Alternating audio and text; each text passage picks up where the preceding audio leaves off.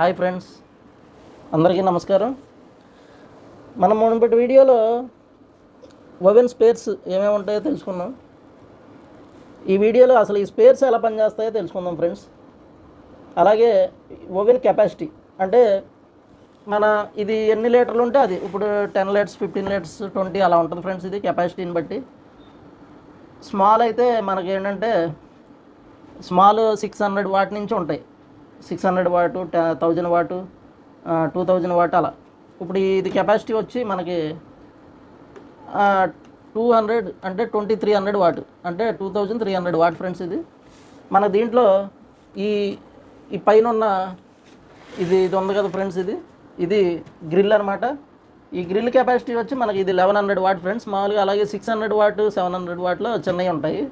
ఇది 1100 what grill అనమాట. అంటే మనం దీనికి ఇక ఫ్రెండ్స్ ఇది ఈ 2 పోల్స్ ఉన్నాయి కదా, ఈ 2 పోల్స్ సప్లై అనమాట. ఈ 2 పోల్స్కి మనం సప్లై ఇస్తే అది గ్రిల్ హీట్ ఎక్కుద్ది.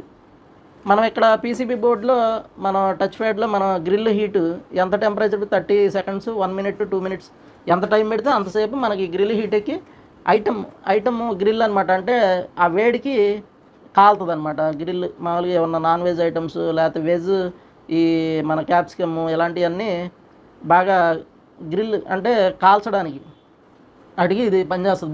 బాగుంటాయి క్రిస్పీగా కాలడానికి.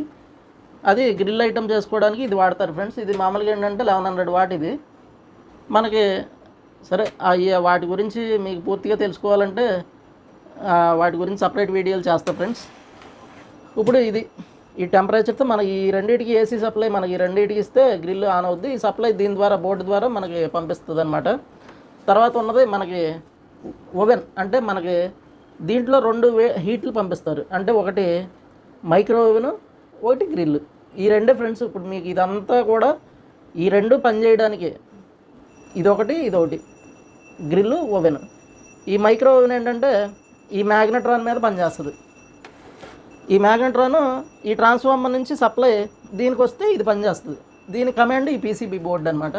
ఈ ఈసీపీ బోర్డులోంచి మీరు కమాండ్ దానికి ఎన్ని నిమిషాలు పనిచేయాలనేది ఇస్తే అన్ని నిమిషాలు ఈ ట్రాన్స్ఫార్మర్కి సప్లై వెళ్ళిద్ది. దీని నుంచి మ్యాగ్నెట్రాన్కి సప్లై వెళ్ళి మీకు మ్యాగ్నెట్రాన్ ఆన్ అవుద్ది అనమాట. అది ప్రాసెస్ జరిగేది. పోతే ఈ గ్రిల్ ఇది వచ్చి మీకు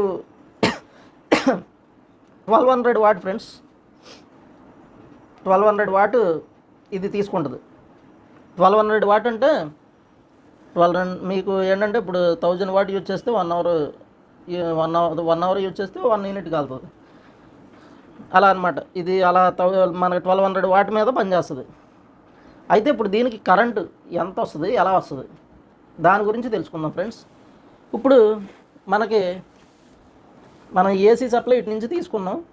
ఇదంతా బోర్డులో మీకు ఏంటంటే ఇగోండి బోర్డులో ట్రాన్స్ఫార్మర్ రిలేలు అవి ఉంటాయి. దీంట్లో మనకి సప్లై కమాండింగ్స్కి ప్యానల్ పనిచేయడానికి మనకి ఏంటంటే 12 వోల్ట్ సప్లై మీద పనిచేస్తుంది. డీసీ సప్లై మీద ఈ బోర్డులోంచి మన కమాండ్స్ అన్నీ కూడా ఏసీ సప్లైయే బయటికి పంపిస్తుంది. అంటే ఈ రిలే 12 వోల్ట్స్ రిలేలు ఉంటాయి. 12 వోల్ట్స్ రిలేకి సప్లై వస్తే ఈ ఏసీ సప్లై దీని నుంచి దీనికి 220 వోల్ట్ సప్లై బయటికి అవుట్పుట్ ఇస్తూ ఉంటుంది అనమాట. ఇప్పుడు మనకు కావాల్సింది ఏంటి? ఇప్పుడు కంప్లైంట్లు. అసలు మనకి ఏమేమి కంప్లైంట్లు వస్తాయి? ఒకటి, సప్లై లోపలికి వెళ్ళకపోవడం.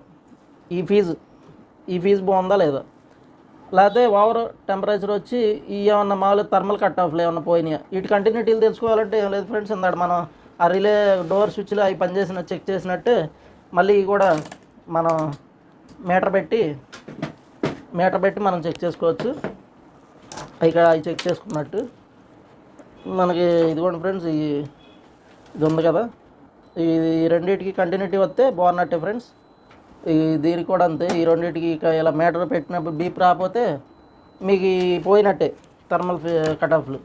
అవి చెక్ చేసుకుంటాం. తర్వాత నెక్స్ట్ ఎక్కువ కంప్లైంట్లు ఏమొస్తాయంటే మనకు మెయిన్ కంప్లైంట్లు వచ్చేసి ఓవెన్ హీట్ అవ్వట్లేదు అని వస్తుంది. మనకి ఎక్కువగా పోయాయి ఇదిగోండి ఈ మ్యాగ్నెట్రాన్లే పోతాయి. స్పార్క్ రావడం, హీట్ రాకపోవడం, ఈ మ్యాగ్నెట్రాన్ కానీ ఇదిగోండి ఇక్కడ ఉన్న కెపాసిటర్ కానీ పోయిద్ది.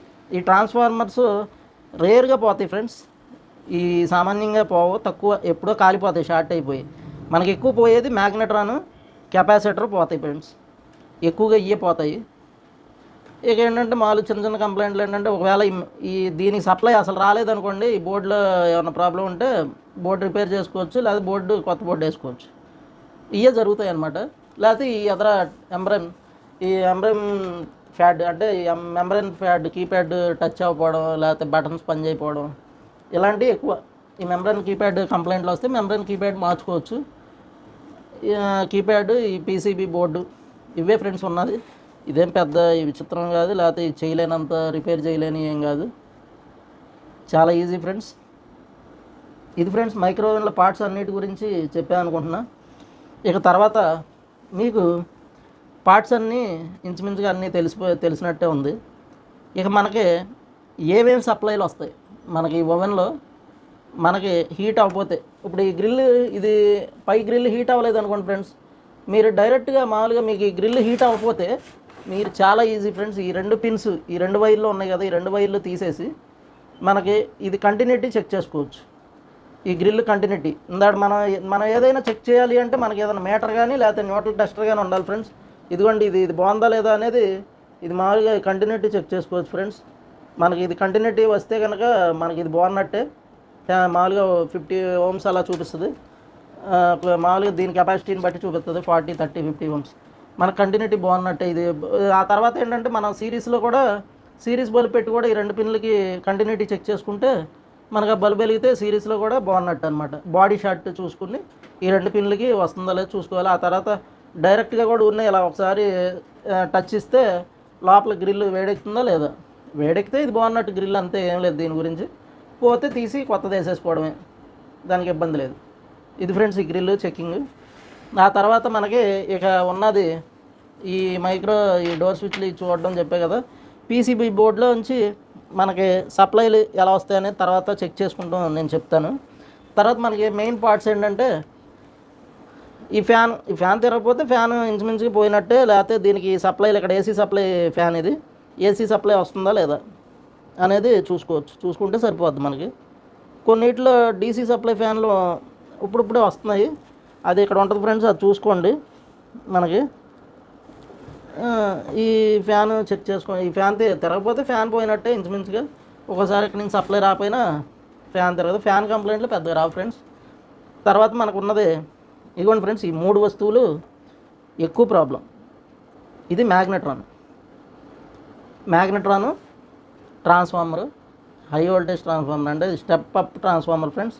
ఆ తర్వాత ఇదిగోండి, ఇది కెపాసిటర్ ఉంది ఇక్కడ.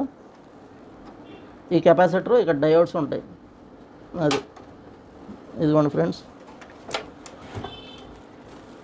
ఇది ఇక్కడ కెపాసిటర్. ఈ కెపాసిటర్ ఇది ఓడదీసి మీకు క్లియర్గా చూపిస్తాను.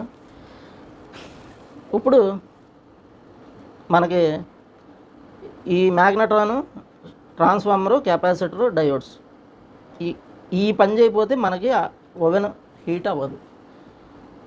ఎలా చెక్ చేసుకోవాలనేది మీకు తదుపరి వీడియోలో ఎలా చెక్ చేయాలి, ఎలా వోల్టేజ్లు ఎలా వస్తాయి, అది ఎలా ఉంటే బాగున్నట్టు, ఎలా ఉంటే పోయినట్టు తదుపరి వీడియోలో మీకు చెప్తాను.